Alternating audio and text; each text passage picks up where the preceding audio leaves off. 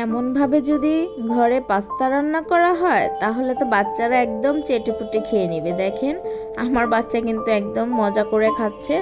তো কিভাবে রান্না করব সেটাই তোমাদের সাথে শেয়ার করব। হ্যালো এভরিওয়ান, আসসালামু আলাইকুম। তোমরা কেমন আছো? আশা করছি ভালো আছো।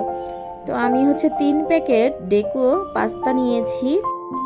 তো সবগুলো একসাথে মিশিয়ে নিচ্ছি।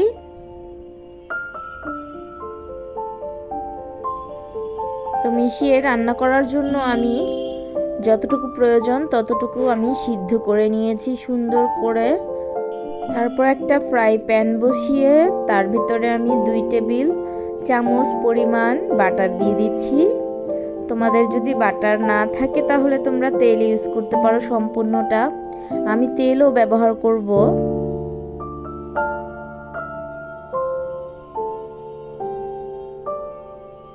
তো বাটারগুলো সম্পূর্ণ গলিয়ে নিচ্ছি।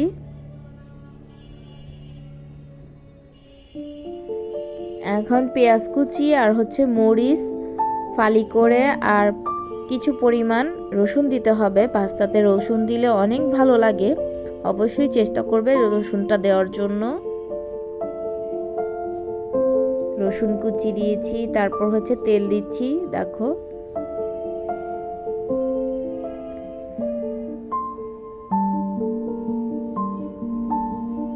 ভালো করে নেড়ে চেড়ে একটু বাদামি কালার করে নিব।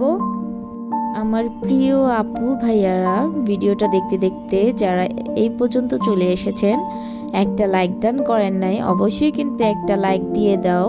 কেননা একটা লাইকে আমাকে আরেকটা ভিডিও বানানোর জন্য উৎসাহিত করে অবশ্যই। তো পেঁয়াজটা কিন্তু ভেজে নিয়েছি লাল লাল করে। তারপরে একটা ডিম দিয়ে দিচ্ছি। তো ডিমটাও ভালো মতো ভেজে নিব। আর রসুন কিন্তু দিতে হবে অবশ্যই, রসুন দিলে কিন্তু অনেক টেস্ট হয়। আর চাইলে কিন্তু তোমরা আরেকটা ডিম দিতে পারো, আমি একটা দিয়েছি। তো ভালো করে ডিমটা ভেজে নিয়ে এর ভিতরে আমি সসগুলো অ্যাড করব। তা এখন দিয়ে দিচ্ছি টমেটো সস।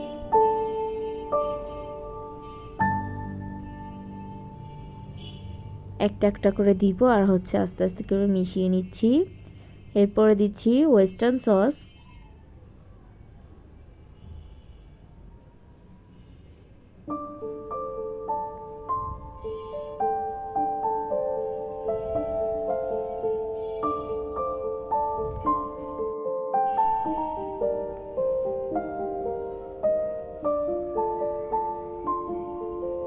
দিচ্ছি সয়া সস।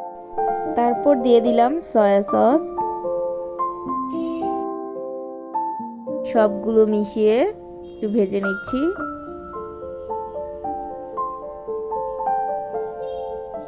এরপর দিয়ে দিচ্ছি সিদ্ধ করা পাস্তাগুলো। দেখো অনেকটা ঝরঝরা হয়েছে। অবশ্যই কিন্তু সিদ্ধ করার সময় একটু তেল দিবে, এতে করে একটা আরেকটার গায়ে লেগে যায় না, সুন্দর থাকে। ভিতরে যে প্যাকেটের মশলাটা ছিল পাস্তার সাথে সেটা দিয়ে দিচ্ছি। আমি কিন্তু এখনও লবণ অ্যাড করি নাই, কেননা সয়া সসে তারপর এই প্যাকেটের মশলাতে অনেকটা লবণ থাকে।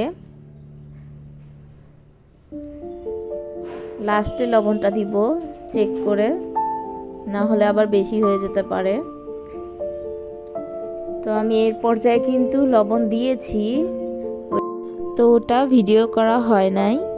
তো নেড়েচেড়ে একদম রেডি হয়ে গেছে আমার পাস্তাটা। তো ঢেলে নিচ্ছি। দেখো ধোয়া উঠতেছে, কি গরম গরম। এভাবে ঝটপট করে কিন্তু রান্না করতে পারেন খুব সহজেই। চিকেন না থাকলেও এত সুন্দর করে রান্না হয়ে গেল।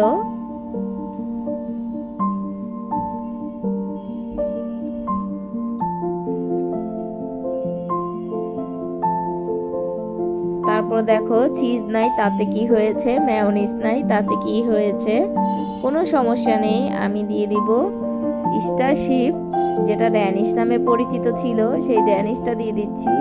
এটাতে এত মজা লেগেছে, আপনারাও চাইলে কিন্তু দিতে পারেন, খুবই ভালো লাগবে। একদম মনে হচ্ছিল চিজ দেওয়া। এটা অপশনাল, যাদের বাসায় থাকবে দিতে পারো, না দিলেও সমস্যা নাই। তো আমি এখন একটা চামচের সাহায্যে একটা খেয়ে দেখব লবণ বা সব কিছু ঠিক আছে কিনা। একদম পারফেক্ট হয়েছে এবং খুবই মজা হয়েছে। তো এই যে মেয়ের জন্য দিলাম আর আমার জন্য নিয়ে নিলাম। তো মেয়ে খেয়ে বলতেছে অনেক মজা হয়েছে এবং সম্পূর্ণ খেয়েছে। ও বারবার বলে মা পাস্তাটা আবার রান্না করে দাও। তো ভিডিওটি যদি শুরু থেকে শেষ পর্যন্ত দেখে থাকেন অবশ্যই কিন্তু একটা লাইক কমেন্ট শেয়ার করবেন এবং সাবস্ক্রাইব করবেন। সবাইকে ধন্যবাদ। আল্লাহ হাফেজ।